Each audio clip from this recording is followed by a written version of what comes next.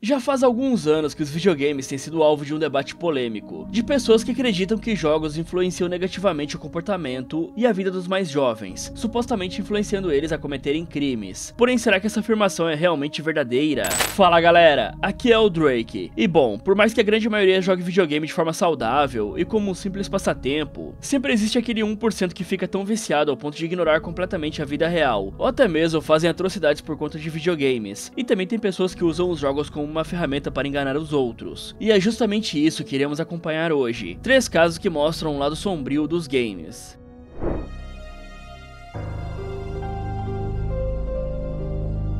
Criatividade sem limites é a frase que descreve perfeitamente esse jogo que está envolvido no primeiro caso de hoje. Ele é o segundo mais vendido de todos os tempos, com aproximadamente 350 milhões de cópias adquiridas, um número impressionante, que perde apenas para o Tetris. Mas algo que esses dois jogos têm em comum é utilizar blocos como parte das suas mecânicas. E sim, é claro que eu estou falando do Minecraft. Só que apesar de ser um jogo que não tem uma história linear para ir acompanhando, ainda assim Minecraft é amado e considerado um dos melhores jogos de todos os tempos. Mas ele é completamente diferente de outros games que estamos acostumados, onde você tem uma história para ir seguindo, com vários personagens novos ao longo da jornada e um caminho traçado para percorrer. Porém é justamente aí que o Minecraft se destaca, porque você pode simplesmente entrar em um novo mundo e fazer o que bem entender, sem o jogo te dizendo para onde você tem que ir e com qual personagem você deve conversar. Então toda essa liberdade para você jogar do seu jeito, decidindo seus próprios objetivos, é algo que conquistou os jogadores. Já um outro fator que fez o Minecraft se tornar tão famoso é a comunidade, que é uma das melhores que existem entre os jogos. Isso porque tem vários jogadores que criam modificações para o jogo, os chamados mods, e você consegue encontrar modificações de tudo. Por exemplo, aquelas que deixam o Minecraft mais bonito, fazendo ele parecer um game com gráficos ultra realistas, que saiu recentemente na nova geração, quando na verdade o jogo tem quase 14 anos de existência. E se você quer mais uma prova de que a comunidade desse jogo é especial, dá só uma olhada nesses jogadores que estão recriando a cidade de Nova York dentro do Minecraft, fazendo uma réplica perfeita dela, com as casas, os prédios e as ruas iguais à vida real. Então, sabendo dessa comunidade incrível e tão dedicada ao jogo, esse jovem britânico chamado Brek Bradner começou a jogar Minecraft para tentar fazer novas amizades, e tudo que ele queria era se divertir, conhecer pessoas dentro do jogo e formar grupos para jogar Minecraft. E de fato ele encontrou alguém, mas ao contrário do que o Brek imaginava, essa pessoa não era o seu amigo, e sim alguém completamente perturbado e maquiavélico. Porém, o que o jovem não imaginava naquela época é que por trás de um nickname poderia ter alguém com intenções tão maléficas e diabólicas quanto essas, que passava as noites sonhando em fazer coisas horríveis com ele. Brek Bradner era um jovem de 14 anos de idade, que sempre recebeu uma ótima orientação dos seus pais, no sentido de seguir o caminho correto, e tomar as decisões certas para ter um sucesso, longevidade e estabilidade na vida. No entanto, até mesmo um jovem tão bem orientado como Brek caiu em uma armadilha mortal, porque às vezes as pessoas podem nos surpreender, aparentando ser uma coisa, quando na verdade são o completo oposto disso. Brek estudava em uma escola católica, a St. Bed, que chegou a receber uma das classificações mais altas em uma inspeção realizada pelo Escritório de Padrões e Educação, ou seja, era uma excelente escola para se frequentar, e por isso o Brek tinha acesso a uma educação de mais alto nível, em um país de primeiro mundo. E esse detalhe é bem importante para o desfecho do caso, porque nos mostra que até mesmo um jovem bem instruído ainda pode cair em armadilhas envolvendo jogos online. Mas além disso, o Brek também fazia parte do Corpo de Treinamento Aéreo Britânico, que é basicamente uma organização voluntária para os jovens de 12 a 20 anos, onde eles podem participar de várias atividades envolvendo aviação, como por exemplo, usar simuladores de voo, que te preparam para pilotar um avião real no futuro. Ele também disparava com armas de ar, já que obviamente menores de idade, assim como o Brek, não podem utilizar armas de fogo, sem contar, é claro, toda a parte de disciplina que envolve treinamentos militares. Então, pelo menos desse ponto de vista, ele teve uma educação quase que perfeita, estudando em uma ótima escola, e tendo todo um direcionamento dos militares no Corpo de Treinamento Aéreo Britânico. Mas abordando agora a parte familiar, o Brek também tinha uma família bem estruturada, com uma ótima condição financeira. Seus pais, chamados Barry Bradner e Lauren LaFave, eram na verdade americanos, porém eles tiveram que se mudar para a Inglaterra 3 anos antes do jovem nascer. E tudo porque o Barry, o pai do Brek, foi transferido para uma outra filial do seu serviço, como comerciante de petróleo e consultor de transporte marítimo. Só que essa mudança de país não chegou a afetar a família negativamente, até porque na época eles nem tinham filhos, fora que americanos e ingleses falam o mesmo idioma, que é o inglês, mas com algumas variações de sotaques e pronúncias. E além do mais, o Barry estava ganhando um salário muito alto como comerciante de petróleo, e por isso eles não tinham motivos para reclamar da mudança. E engana-se quem pensa que o Breck era filho único, porque na realidade ele tinha mais 3 irmãos, e ainda era o mais velho entre eles, carregando a responsabilidade de ser um bom exemplo, e de cuidar e de proteger os seus irmãos mais novos, uma função que ele cumpria com maestria, de acordo com a sua mãe, a Lauren LaFave. Já a partir de 2013, Breck começou a se interessar cada vez mais por jogos e tecnologia. Ele adorava chegar da escola e ir correndo ligar o seu computador, para jogar online com seus amigos. E eu pelo menos acredito que essa é uma das melhores sensações que se pode ter durante a adolescência, parecendo até uma época mágica e especial das nossas vidas, porque podíamos jogar com os nossos amigos sem ter nenhuma preocupação da vida adulta, que tem contas para pagar e todo o estresse envolvendo o trabalho. Eu mesmo joguei alguns MMOs na minha época, desde Moon Online até Cabal Online, e vocês aí? Então, durante as jogatinas de Minecraft que o Breck fazia com seus amigos, ele conheceu um jovem de 18 anos de idade, chamado Louis Duanes, que se apresentou como sendo um desenvolvedor de softwares, e de fato, Louis tinha muito conhecimento quando o assunto era programação e tecnologia, e usando todo esse conhecimento, ele conseguiu conquistar a admiração e o respeito do Breck e seus amigos, se tornando aos poucos o líder do grupinho que eles haviam formado, justamente porque o Louis é quem cuidava da parte de programação dos servidores do Minecraft que eles tinham. Porém, ao mesmo tempo em que o Breck e o Louis iam se aproximando cada vez mais e se tornando melhores amigos, a Lauren LaFave, a mãe do Breck, notou que o seu filho estava mudando drasticamente de comportamento, e até mesmo apresentando uma personalidade completamente diferente da qual ela estava acostumada. Lauren sabia que aquele não era o filho que ela havia criado, instruído e educado com tanta dedicação, e ao contrário de vários pais que simplesmente ignoram o que os seus filhos andam fazendo e consumindo na internet, Lauren agiu de forma perfeita, tomando todas as medidas necessárias a respeito disso. Ela começou limitando o acesso do Breck a aparelhos eletrônicos, e ainda ativou aquela função de controle parental, que restringe o que o usuário pode fazer, justamente para proteger o seu filho, que lembrando, era apenas um adolescente de 14 anos, sendo 4 anos mais novo que o Louis, que já tinha 18. Além disso, o Lauren também proibiu o Breck de entrar no mesmo servidor de Minecraft que o Louis Duanes, porque o identificou como responsável pela mudança repentina de comportamento do seu filho. E talvez como uma medida definitiva, a Lauren entrou em contato com a polícia local, relatando que o Louis estava aliciando o filho dela através do Minecraft e do TeamSpeak, que é a plataforma que os jovens usavam para conversar por ligação de voz. Porém, acreditem se quiser, mesmo com a Lauren denunciando o caso para a polícia, eles não deram a devida importância, e demonstraram ter um total desinteresse em investigar a denúncia dela, enquanto o Barry, o pai do Breck, havia se separado da Lauren, e por isso ele não estava tão ciente dessa situação envolvendo o seu filho, porque só via ele aos finais de semana, e ele até sabia da situação porque a Lauren o informou, mas talvez não tivesse total consciência da gravidade.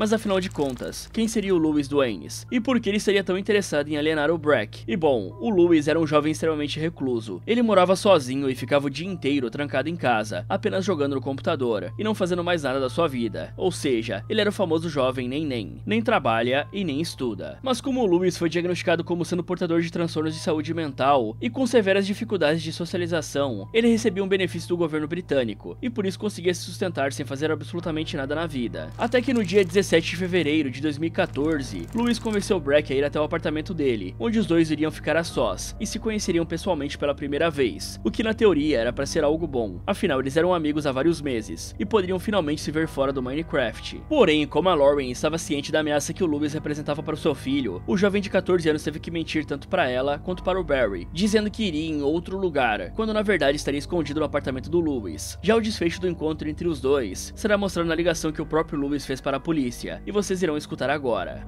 Essex Place Emergency. Hi there. Okay. Hello. I need police and a forensics team to my address, please. What do you mean? What's happened? My friend and I got into an altercation, and I'm the only one who came out alive. Are you telling me you somebody? Yes, I am. I, in self-defense, put my left arm up to block him from me effectively. We struggled. I got him to the ground. He got up. I got the knife. I grabbed the knife and I him once in the back of the neck, I believe somewhere near the brainstem.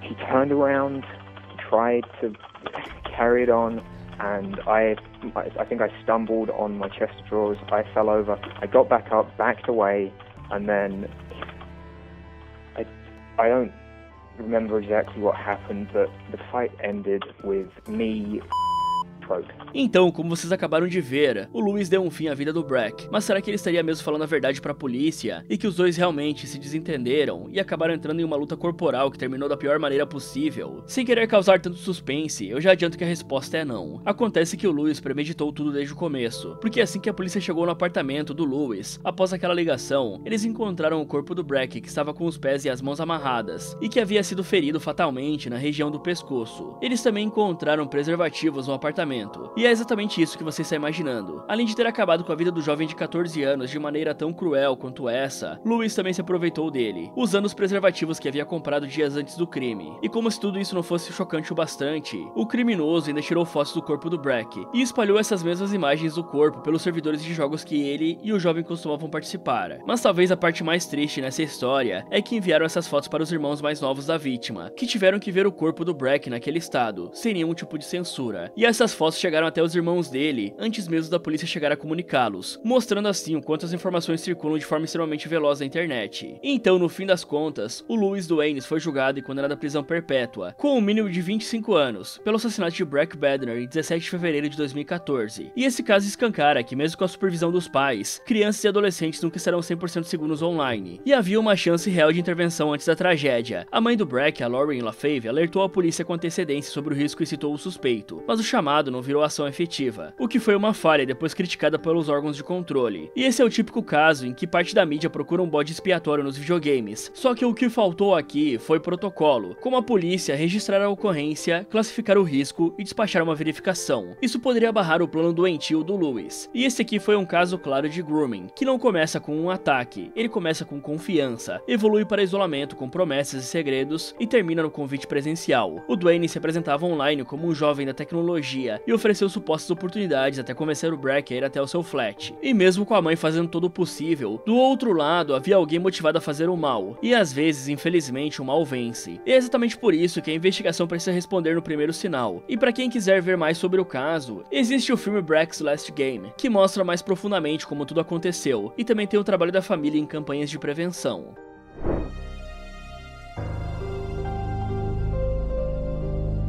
Você já parou pra pensar por que nós gostamos tanto de jogar videogame? A resposta inicialmente parece ser bem simples, porque afinal de contas, se gostamos de fazer algo, é porque aquela coisa é divertida e nos traz prazer. Porém, na verdade, a resposta para essa pergunta é bem mais complexa do que isso. Vamos usar como exemplo uma pessoa que tem uma vida completamente monótona e sem graça, tendo um emprego comum em um escritório, e ficando presa lá o dia inteiro, sem nem poder sair. E então essa mesma pessoa que não tem nenhum tipo de contato com a natureza ou com o ar livre, consegue desfrutar de uma vista como essa ao jogar Zelda Breath of the Wild. Então, o meu ponto é justamente esse, que os jogos nos permitem vivenciar experiências que normalmente nós não conseguiríamos, ou até mesmo que não seriam possíveis na vida real. E eu sei que isso pode soar um pouco engraçado, mas para ter a mesma experiência que um soldado em Call of Duty ou Battlefield, você teria que literalmente se alistar para ir lutar em uma guerra. Já um outro exemplo de como os games podem trazer experiências a qual não teríamos acesso na vida real é o jogo Flight Simulator, que te permite pilotar aviões de forma extremamente realista, em cenários que são quase réplicas da sua versão real. E por isso, se você quiser voar ao redor do Cristo Redentor, você consegue dentro do jogo. E para ter essa mesma experiência na aviação, só que fora dos games, você teria que fazer um curso de piloto, que é muito caro, girando em torno de 20 a 70 mil reais aqui no Brasil. Mas o que acontece exatamente quando uma pessoa fica tão viciada em um jogo, ao ponto de preferir viver apenas nele, ignorando completamente a vida real, responsabilidades e deveres, e se limitando a jogar aquele mesmo jogo quase que 24 horas por dia, negando a realidade para viver em um mundo virtual. É exatamente isso que aconteceu com esse jovem que tomou uma atitude extrema após ser privado de jogar o seu game favorito. Daniel Patrick era um jovem americano que nasceu em 24 de agosto de 1991, e ao contrário do que poderia se esperar depois dessa introdução, Daniel era alguém completamente normal e saudável, sem nenhum tipo de vício em jogos eletrônicos, pelo menos não até o desfecho final desse caso. Mas falando sobre a vida pessoal do Daniel, ele vivia junto com seus pais no estado americano de Ohio, e de acordo com todos que o conheciam, o jovem colecionava características boas. Ele amava os seus pais, era um aluno comportado, respeitava a todos e não se envolvia em confusão, além de ser gentil e amigável com seus colegas de escola. Ele também frequentava a igreja toda semana, assim como seus pais. Porém, o Daniel não ia porque era forçado por eles, e sim justamente o oposto disso, porque o jovem adorava ler a Bíblia e demonstrava ter um grande entusiasmo em tudo que envolvia a religião cristã. No entanto, a vida do Daniel tomou um rumo completamente diferente, quando ele sofreu uma lesão na coluna, enquanto ele esquiava em uma montanha. E ainda por cima, para piorar ainda mais a sua situação, o jovem contraiu uma infecção bacteriana bem grave. Então, por conta da lesão, lesão na coluna e também da infecção, o Daniel teve que ficar trancado em casa durante 1 ano, o que se tornou algo extremamente entediante para ele, que estava acostumado a socializar na escola, praticar atividades físicas e ir à igreja, e agora ele não poderia fazer essas coisas durante longos 12 meses. E eu sei que na cabeça de muitas pessoas, pode parecer algo legal ficar em casa sem fazer nada durante 1 ano, porém é bem provável que você ficaria enjoado logo nos primeiros meses. Fora que existe toda uma questão psicológica em torno disso, porque ficar muito tempo confinado em casa, isolado e sem poder sair ao ar livre, pode trazer uma série de transtornos de saúde mental. Até que em um dado momento, o Jonathan Johnson, que era um amigo do Daniel, percebeu o quanto ele estava triste, e por isso decidiu introduzi-lo ao Halo, que não é aquela música da Beyoncé, e sim um dos jogos de tiro mais famosos lá nos Estados Unidos. Porém, o que o Jonathan não poderia imaginar é que essa ação de apresentar um jogo legal para o seu amigo iria destruir a vida do Daniel, porque conforme os dias se passavam, o jovem ficava cada vez mais viciado em Halo 3, ao ponto de jogar 7 ou 8 horas por dia. E seus pais, que prezavam bastante pela educação e pelo bem-estar do Daniel, perceberam que ele estava ficando viciado, e por isso decidiram fazer uma intervenção, dizendo que ele não poderia mais jogar Halo, até porque eles achavam um jogo muito violento, e que toda essa violência iria afetar negativamente o comportamento do seu filho. Só que o Daniel não dava importância para os avisos dos seus pais, porque agora ele poderia ser um super soldado, que usa armas e veículos altamente tecnológicos para lutar em uma guerra interplanetária, uma experiência que ele jamais poderia vivenciar na vida real, até porque o jovem havia sofrido uma lesão na coluna. Então, como o Daniel permanecia viciado em Halo 3, mesmo após tantas conversas, seus pais lhe deram um ultimato. Ele teria que escolher entre o jogo ou continuar morando na casa da família. E adivinhem só, ele escolheu o jogo e se mudou temporariamente para a casa do seu amigo Jonathan, apenas para ficar jogando Halo lá, sem ser incomodado por ninguém. E acreditem se quiser, nesse dia após sair da casa, o Daniel jogou Halo por 18 horas seguidas, parando apenas para ir ao banheiro. Ou seja, ele havia se tornado um dependente do mesmo nível que uma pessoa viciada em álcool ou drogas. Até que eventualmente, o Daniel optou por voltar a morar com os seus pais. Porém, ele trouxe uma cópia do jogo para casa, e quando o pai do jovem viu aquilo, ele pegou o jogo à força das suas mãos e trancou-o dentro de um cofre, junto com uma pistola Taurus PT-92 de 9mm. E como o Daniel estava em um nível de dependência tão grande, ele começou a ficar cada vez mais irritado e revoltado, porque não podia mais satisfazer o seu vício de jogar Halo 3, parecendo até mesmo alguém que está em abstinência. Já em 20 de outubro de 2007, cerca de uma semana após o jogo ter sido confiscado e trancado no cofre, o Daniel conseguiu encontrar a chave e pôde finalmente abrir o cofre. No entanto, ele não pegou o jogo, e sim a pistola, e depois disso andou na direção dos seus pais e disparou neles para se vingar. Sendo que antes de puxar o gatilho, o Daniel disse para os seus pais fecharem os olhos, porque tinha uma surpresa para eles. E isso nos mostra o tamanho da raiva que o jovem estava sentindo, por ter sido privado de jogar o seu jogo favorito. Mas logo após o crime, o Daniel fugiu da casa com medo de ser preso, e a irmã dele, que era casada e que morava na casa dela junto com o marido, acabou encontrando seus pais alguns minutos depois, porque estava indo visitá-los. E o mais triste de tudo é que os dois estavam gemendo, porque ainda permaneciam vivos, agonizando sem entender nada. O julgamento do Daniel aconteceu de 15 a 17 de dezembro de 2008. A mãe dele infelizmente não sobreviveu ao disparo, porém o seu pai sobreviveu por um milagre. E por incrível que pareça, durante o julgamento, o pai do Daniel disse que ele merecia uma segunda chance e que o jovem estava arrependido do que fez. Só que no final das contas, ele acabou sendo condenado a 23 anos de prisão, uma sentença que várias pessoas acharam que deveria ser maior, como uma prisão perpétua, ou até mesmo a pena capital. Mas o fato do próprio pai do Daniel ter deposto a seu favor pode ter contribuído para que a pena não fosse tão alta. Mas agora, considerando tudo que vimos nesse caso, você acha que os jogos são culpados por crimes como esse, porque supostamente estariam induzindo comportamentos violentos nos mais jovens? Ou você acha que isso aí não tem nada a ver, e que pessoas propensas a cometer esse tipo de crime poderiam ser influenciadas por qualquer outra coisa, como um filme ou um livro? Me contem aí nos comentários.